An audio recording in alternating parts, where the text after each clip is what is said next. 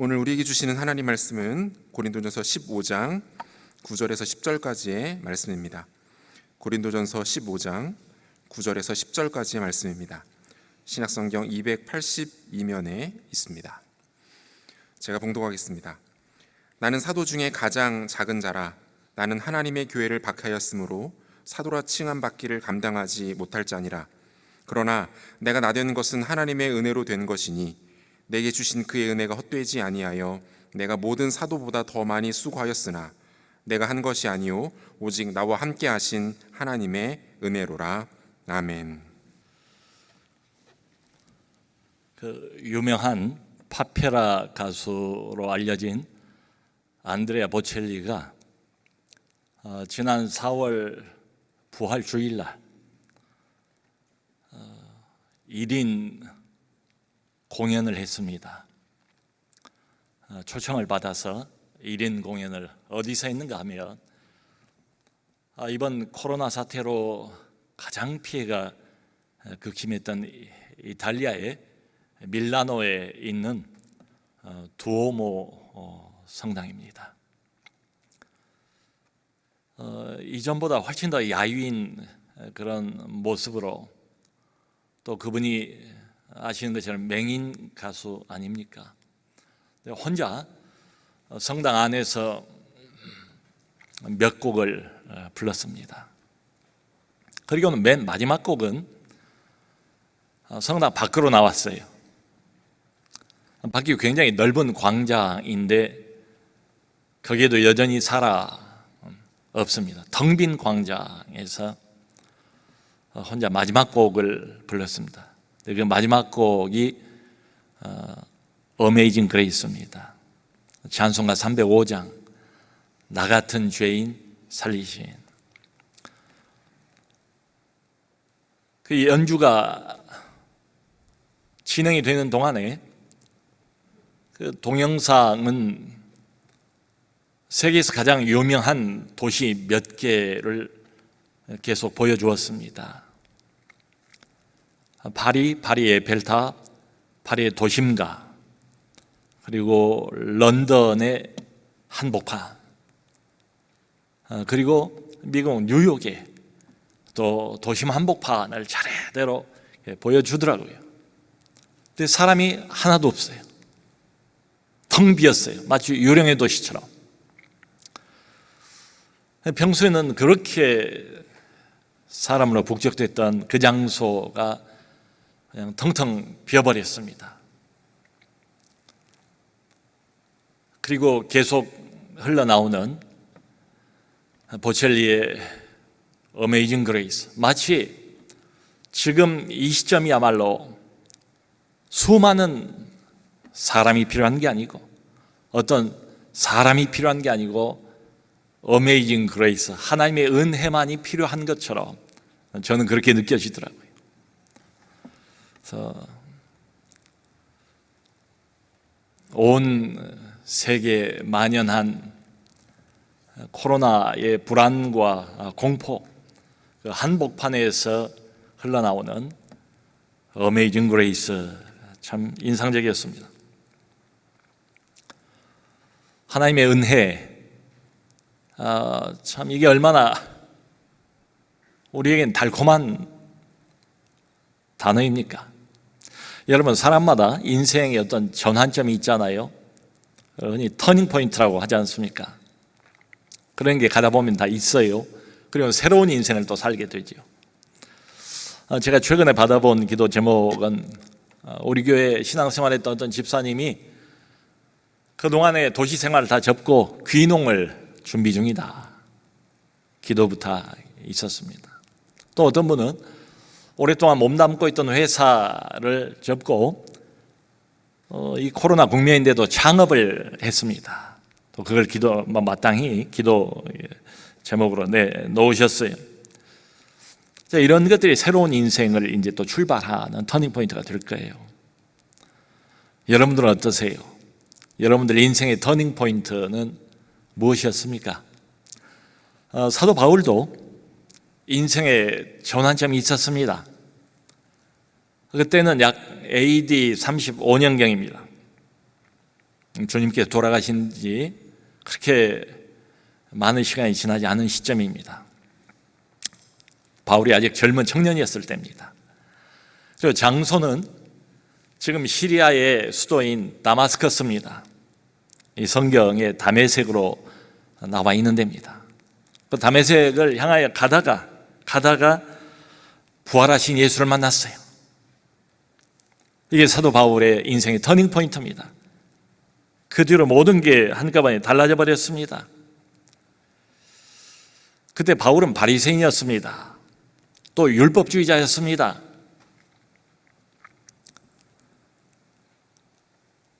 그럼에도 불구하고 하나님을 직접 만나본 적은 없어요. 지극히 종교적인 인간이었지만 말이죠. 율법의 규칙, 종교의 규칙 누구보다 잘 알고 있는 사람이었지만 은혜를 본격적으로 체험해 본 적은 없어요. 여러분, 오늘 참 많은 분들이 그래도 주일날 이 자리를 메우고 계십니다. 요즘 교회 나오기가 쉽지 않아요. 자꾸 이제 교회가 구설수에 오르지 않습니까? 도마 위에 올라서 이게 참 여러 사람 말거리가 되니까 교회 나오는 게 창피합니다. 이렇게 생각하는 분도 계세요. 또 여전히 코로나 불안이 우리 안에 있음에도 불구하고 이 자리에 여러분들이 오셨습니다. 그럼 왜 오셨을까? 이런 열악한 환경임에도 불구하고 말이죠. 이유가 있다면 바울과 같지 않을까? 부활하신 예수님을 만났기 때문에, 하나님의 은혜를 본격적으로 체험했기 때문에, 그래서 어떤 비난도 이기고 어떤 불안도 극복할 수 있는 것 아니겠는가? 여러분, 성경을 보면요, 종교 생활이 있고 그리고 진정한 의미에서의 신앙생활이 또 따로 있어요. 구약이든 신약이든 마찬가지입니다. 크게 이 둘로 나누어서 계속 이야기를 해요. 그런데 종교 생활이 진정한 신앙생활로 바꿔지는 시점이 있습니다. 그게 언젠가 하면 바로 본격적으로 하나님의 은혜를 받기 시작할 때, 하나님의 은혜를 체험할 때 말이죠. 그리고 우리 인생에서 이 하나님의 은혜를 가장 크게 맨 먼저 체험한 때가 언젠가 하면 예수님을 만날 때입니다. 부활하신 예수님을 만나는 거예요. 그리고 다들 터닝 포인트를 경험하게 됩니다. 사실 바울은 이때 다메섹에 살고 있는 신앙생활하는 예수쟁이들을 잡으러 가고 있었습니다. 잡으러 한참 가고 있는데 갑자기 하늘에서 빛이 비추고 음성이 들렸습니다. 사울아 사울아, 내가 왜 나를 핍박하느냐? 주여 누이시오니까 나는 내가 핍박하는 예수라.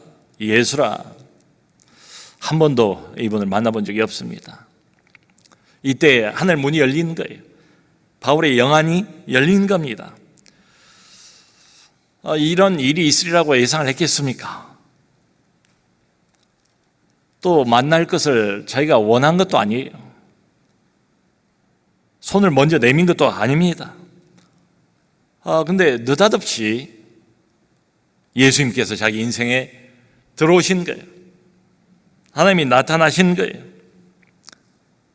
그리고 늘 그런 것처럼 하나님이 먼저 부르십니다. 사람이 하나님을 먼저 찾지 않습니다. 항상 하나님께서 바울의 경우처럼 먼저 오세요. 우리 가까이 먼저 부르세요. 말하자면 은혜의 습격을 받는다거나 할까요? 근데 하나님의 이 은혜로운 습격을 받아버리면 대번의 사람이 바뀝니다. 인생도 바뀝니다. 왜냐하면 다른 세계를 보게 하시니까요. 다른 세계를 알게 하시니까요. 은혜의 세계입니다. 하나님이 주인 되시는 세계가 따로 있어요. 제가 얼마 전에 때가 되어서 이제 대장내시경을 해보라고 해서 몇 년 지났으니까. 그런데 요즘 다 이제 수면으로 하더군요. 수면 내시경을 했는데 그 의사가 그냥 눈 감고 있지 말래요. 눈을 뜨고 자기를 보고 있으래요. 그래야 되는가 봐요. 그래서 눈을 뜨고 보고 있다가 몇 초 안 돼서 그냥 잠의 세계로 빠져들었습니다. 여러분, 이런 것처럼 믿음의 눈을 떠서 우리 주님을 바라보고 있으면 은혜의 세계로 금방 들어가게 되지요. 그 보첼리가 불렀던 어메이징 그레이스는 참 잘 알려진 명곡 아닙니까? 우리도 자주 부르는 은혜로운 찬송 아닙니까? 수많은 사람들을 위로하고 또 소망을 주었던 그런 곡입니다. 근데 이걸 작사한 사람이 누군가, 영국의 존 뉴턴 목사님이세요. 1779년도에 이번에 나이가 54세 되었을 때 이걸 작사를 했습니다. 그런데 이 사람의 이력을 보면 하나님의 은혜가 뭔가를 한 번 더 실감하게 돼요. 원래 이 사람은 11살 때부터 선원 역할을 했던 사람입니다. 짐작할 수 있지요. 거친 말, 가정폭력을 달고 살았어요. 도덕적인 방탕, 타락, 말할 것도 없고 세상의 모든 죄를 일부러 샅샅이 찾아서 다 즐기고 다녀 야식성이 풀리는 것처럼 그렇게 살았습니다. 물론 하나님을 믿을 리가 없죠. 무신론자였고요. 그 입만 열면 하나님을 못 오가는 이런 말도 자주 했던 존 뉴턴이었습니다. 나중에 이 사람이 아주 잔인한 노예상이 됐어요. 수천 명의 아프리카 사람들을 억지로 잡아다가 팔아 넘기는 노예상인 역할을 했습니다. 노예상인들을 운반하는 그 상선의 선장이 됐어요. 근데 어느 날 바다 한가운데 폭풍을 만난 겁니다. 배가 이제 침몰하게 됐어요. 절체절명의 위기 가운데서 존 뉴턴이 무엇을 들었는가 하면 신실한 신앙을 가지고 있던 자기 어머니의 기도 소리, 어머니의 찬송가 소리를 그때 떠올렸습니다. 그리고는 하나님 앞에 무릎을 꿇었습니다. 그때 나이가 22살이었습니다. 그리고 그 뒤로 목사가 되었습니다. 목사가 되어서 노예 해방에 아주 힘을 썼지요. 그래서 이 존 뉴턴은 죽는 날까지 단 하루도 하나님의 은혜를 잊어버리지를 않았답니다. 뉴턴이 이렇게 말해요. 나는 매일 두 가지를 꼭 기억했다. 첫째로는 내가 과거에 얼마나 몹쓸 죄인이었는가 이걸 잊지 않았다. 그리고 둘째로는 그런 나를 하나님께서 어떻게 구원하셨는가를 잊어버리질 않았다. 그러므로 내가 어찌 하나님의 복음을 목숨이 다하는 순간까지 전하지 않을 수 있겠는가? 하나님이 먼저 이 죄인을 찾아오신 거죠. 바울처럼. 사실 이 고린도전서 15장은 내용 전체가 다 부활에 관한 이야기입니다. 여러분, 부활을 아무나 믿을 수 있습니까? 믿고 싶다고 믿어집니까? 이 부활도 하나님의 은혜를 받아야 믿어져요. 은혜가 먼저 내게 임해야 내 눈이 열려요. 이게 사실로 아멘으로 받아들여진다고요. 여기 8절을 보면 바울이 이렇게 이야기합니다. 부활하신 예수님이 맨 나중에 만삭되지 못하여 난 자 같은 내게도 보이셨느니라.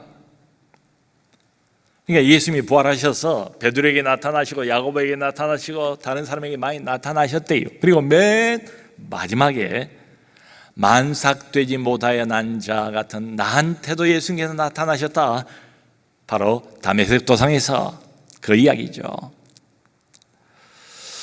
여기 만삭되지 못하여 났다. 팔삭동이를 말합니다.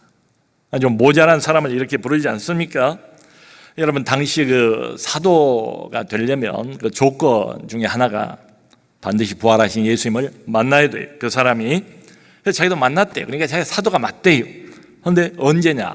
맨 꼴찌로, 꼬레비로 예수님이 나타나셨다. 근데 더 중요한 것은 바울이 죄다 자기가 고백을 합니다. 내가 그때 무엇을 하고 있었는가?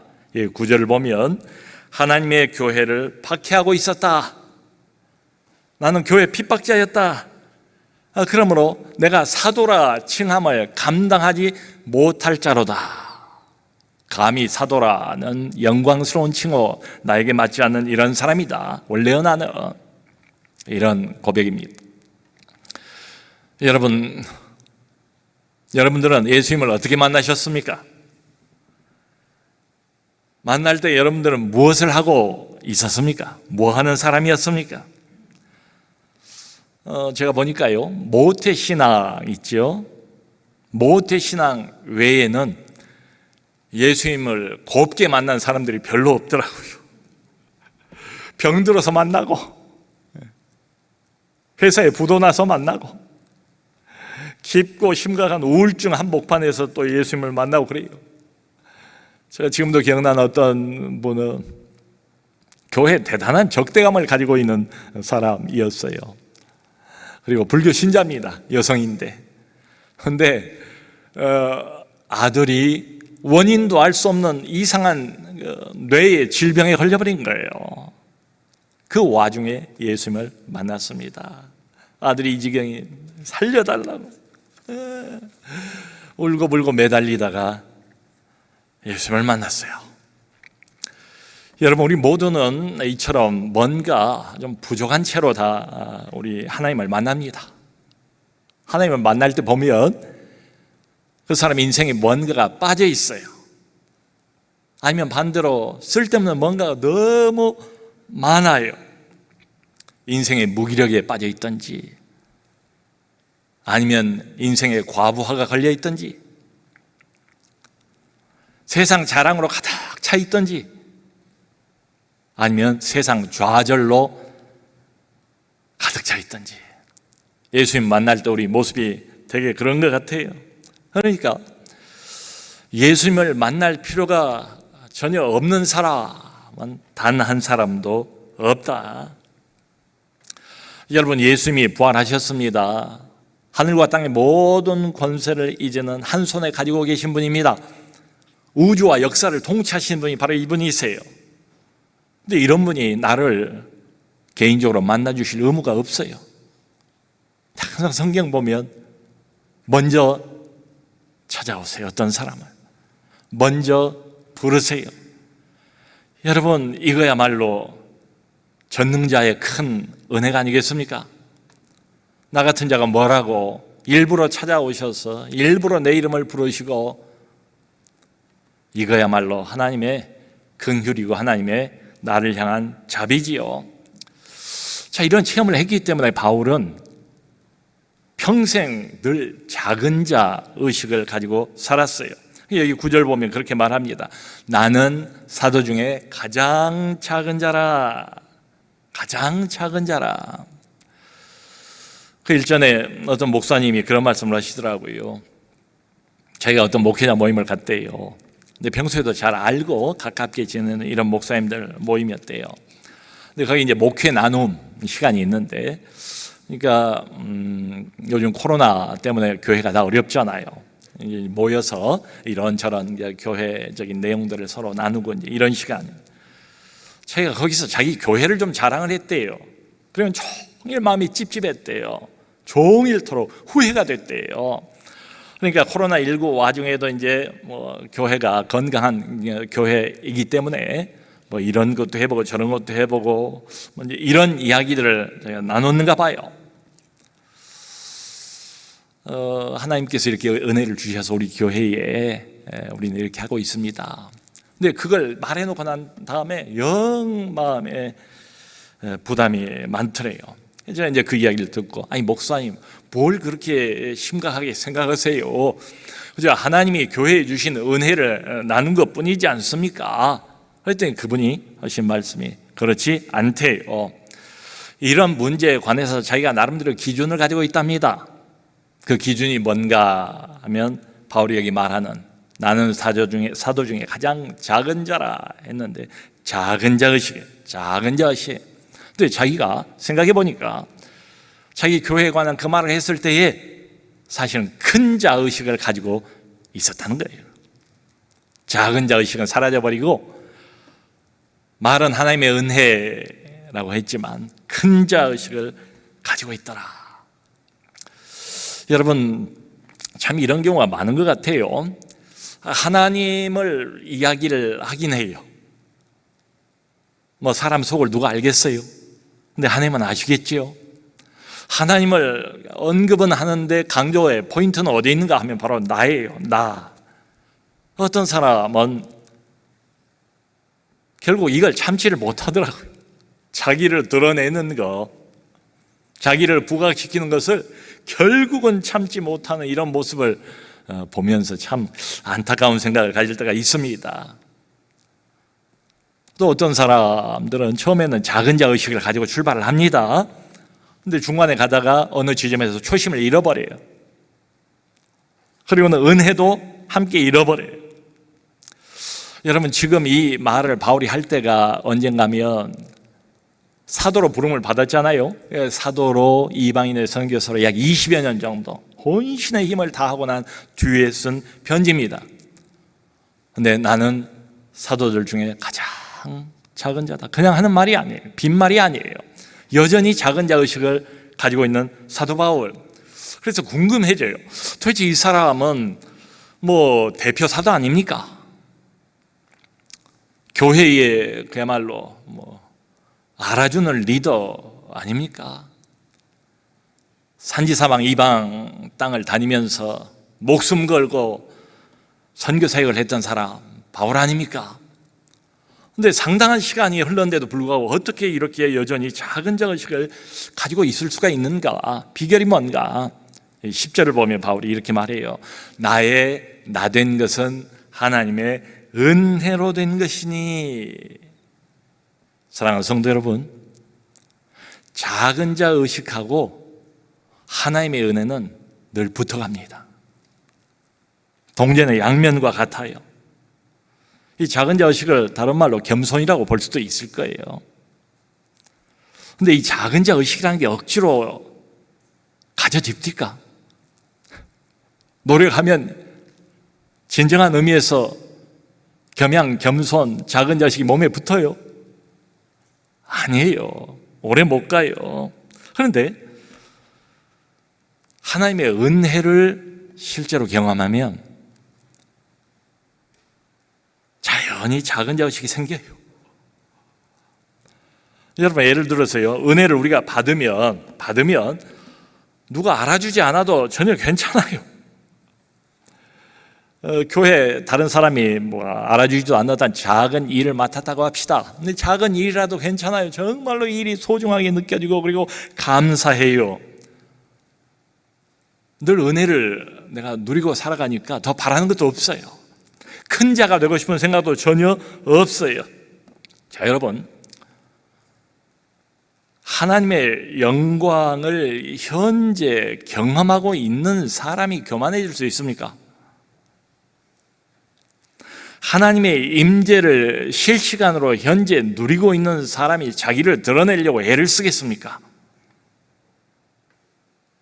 그러니까 이 작은 자 의식과 하나님의 은혜는 늘 동행한다, 정비례한다. 그런데요, 이것도 사실인 것 같아요. 은혜가 떠나버리잖아요. 그러면 바로 섭섭병이 들어와요. 그 유명한 섭섭병, 아무도 이기지 못한다는 그 섭섭병. 속으로 생각하기, 이거 다 내가 한 건데, 내 열심인데, 내 헌신인데, 이거 다 내 공로인데 왜 사람들은 나를 대접해 주지 않는 거야? 섭섭병. 우리 주변에도, 우리 교회 안에도 참 귀감이 되는 분들이 많아요. 정말 존경스러울 정도로 그 한 자리에서 묵묵히 겸손하게 몇 년, 10년, 20년 그 이상을 봉사하는 분들 적지가 않습니다. 그런데 이분들 정말 작은 자의식을 가지고 겸손하게 섬기는 이런 분들 보면 제가 여러분들을 살펴보니까 공통점이 있어요. 하나의 공식을 발견을 했습니다. 그 공식이 뭔가 하면 겸손하게 섬기는 모든 분들은 다 똑같더라고요. 현재 은혜를 받고 있는 사람들이에요. 실시간으로 은혜의 지배를 누리고 있는 사람들이에요. 여러분, 아이를 다 키우시지 않습니까? 아이가 이제 꽤 컸어요. 덩치가 이제 엄마보다 더 커요. 그런데도 엄마가 아이를 좀 뭐랄까요, 아이 취급, 아기 취급 하는 경우가 있잖아요. 애는 싫어하겠지만. 그럼 왜 그럴까요? 저도 애를 키워보니까 이런 감정을 가끔 느낍니다. 덩치는 엄마보다 훨씬 커졌는데 엄마의 느낌은 여전히 애가 내 품 안에 있는 그런 어린 아이 같은 거예요. 여전히 사랑스럽다고요. 사랑스러우니까 막 주고 싶어요. 뭐든지 해주고 싶어요. 지금도. 그러다 보니까 이게 아이 취급하는 것처럼 겉으로 보일 수도 있지요. 이유는 뭐냐? 지금도 매일매일 이 아이를 사랑하는 마음이 퐁퐁퐁 내 안에서 솟아올라오고 있기 때문에 그러지요. 여러분, 마찬가지입니다. 바울이 20년이라는 상당한 시간이 지났는데도 불구하고 여전히 이런 작은 자 의식을 가질 수 있는 이유는 뭐냐? 지금도 매일 실시간으로 하나님의 은혜를 누리고 있기 때문이다. 여기 10절에 내가 나 된 것이라고 그랬잖아요. 내가 나 된 것은 하나님의 은혜로 된 것이다. 여기 내가 나 된 것, 이게 흔히 생각하는 것처럼 세상에서 잘 되고 출세하고 뭘 많이 얻고 이걸 의미하는 게 아니에요. 전혀 그 반대입니다. 지금 바울이 말한 나의 나 되는 것은 겉으로 보면 사도가 되었고 이방인의 선교사가 되었고 복음 전파자가 된 것 아니겠습니까? 그 배경에 대해서 바울이 고린도후서 11장을 보면 나의 나 되는 것의 배경이 뭔가 이렇게 설명을 합니다. 내가 여러 번 옥에 갇혔다. 매도 수없이 맞았다. 여러 번 죽을 뻔했다. 여러 번 강의 위험과 바다의 위험을 겪었다. 여러 번 자지 못하고 굶주리고 춥고 헐벗었노라. 이게 바울이 지금 말하는 나의 나 된 것입니다. 말하자면 나를 찾아오신 그 부활하신 주님, 예수님을 위해서 이런 고생들을 기꺼이 감수하는 거, 억지로가 아니고 이게 나의 나 된 것이에요. 일반적으로 이런 고생 누가 좋아하겠어요? 예수 믿으면 이렇게 될 거라면 누가 믿겠어요? 다 도망가 버리겠죠. 그럼에도 불구하고 이런 것들이 주님을 위한 영광스러운 역할인 것으로 알고 그것을 기꺼이 감수하고 여기까지 온 것. 내 노력이 아니다. 내 결심이 아니다. 나의 나 된 것이다. 하나님의 은혜다. 이런 소리입니다. 여러분, 코로나19가 아마 분명히 두 가지를 만들어낼 겁니다. 교회에 대해서. 하나님과 더 가깝게 만들든지 아니면 더 멀어지게 만들든지. 요즘 많이 사용한 단어가 비대면 그리고 온라인이에요. 제 짐작에는 비대면 온라인 상황에서는 필히 하나님과 더 멀어질 가능성이 많지 않겠는가. 그런데 한 가지 희망이 있어요. 거기에 소망을 갖는 거죠. 그 한 가지 희망이 뭐냐? 하나님의 은혜입니다. 하나님의 은혜예요. 항상 먼저 찾아오신 우리 하나님, 먼저 바울을 부르시고 먼저 우리를 부르셨던 그 하나님, 부름받고 난 뒤에도 흔들리는 때가 많고 넓은 길 가고 싶은 데가 많고 빛보다 어둠을 사랑한 때도 참으로 많았지만 그럼에도 불구하고 여전히 내 믿음과 내 영혼을 붙들고 계시는 그 하나님, 은혜의 부르심, 은혜의 붙드심, 하나님의 은혜, 이건 코로나 이전이나 이후나 변함이 없지 않겠는가? 제가 참 그 이야기를 듣고 마음에 참 깊은 감명이 있었습니다. 뭔 감명? 지난주에 이제 처음으로 등록 교인을 받았잖아요. 몇 사람이 이제 등록을 했는데 그 중에 한 사람이 우리 청년부에 어떤 자매가 등록을 했대요. 근데 이게 흥미로워요. 이 자매가 누구의 전도를 받은 게 아니에요. 누가 교회 가자고 초청한 것도 아니에요. 말하자면 자기가 걸어서 나온 거예요. 사연을 들어보니까 왜 교회 일부러 나와서 등록을 했다, 이게 보통 사건입니까? 요즘 같은 때에. 근데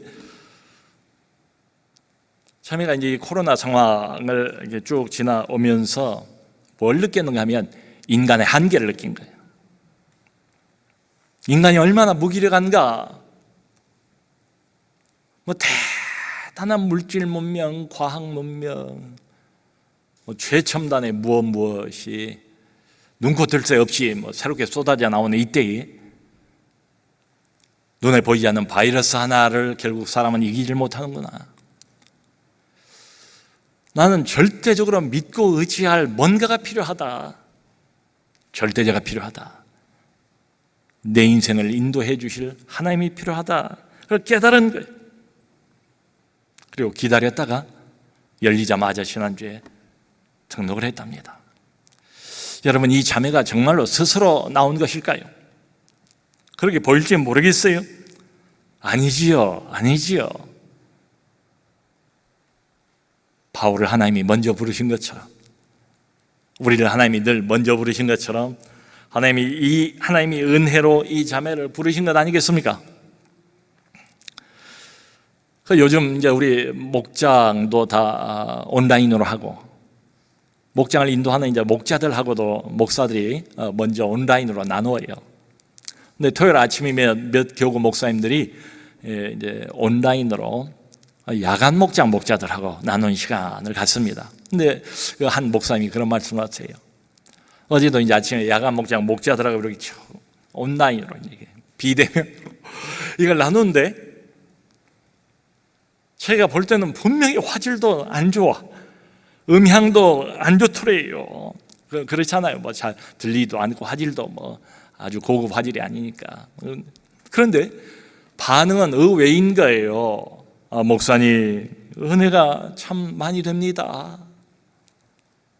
그리고 목사님 참 감사합니다. 이것도 감사하고 저것도 감사하고. 그러니까 말하자면 대면해서 자유롭게 우리가 모임을 가질 때보다 더